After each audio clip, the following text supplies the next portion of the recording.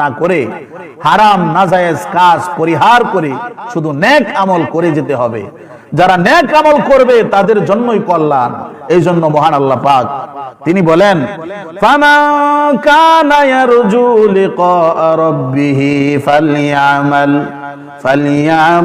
আমালান সালিহা ওয়ালা ইউশরিক বিইবাদাতি রাব্বিহি আহাদা। যে ব্যক্তি মহান আল্লাহ পাক রব্বুল আলামিন ওনার সাক্ষাৎ লাভের আশা করে সে যেন আমলে সালেহ তথা নেক আমল করে এবং তার রব ওনার ইবাদতের সাথে কাউকে শরীক না করে। ইবাদত বলতে বোঝায় মহান আল্লাহ পাক ওনার অনুগত করা, অর্থাৎ আদেশ নিষেধগুলো মেনে চলা। এক্ষেত্রে অন্য কাউকে ওনার সাথে শরীক করা যাবে না। যেহেতু আমাদেরকে মহান আল্লাহ পাক ওনার সাক্ষাৎ লাভ করতে হবে, তাই মহান আল্লাহ পাক ওনার সাথে কাউকে শরীক করা যাবে না। আর নেক আমল করতে হবে। দুনিয়ার মহব্বতে পড়লে হবে না। দুনিয়ার মহব্বতে পড়লে কি হবে?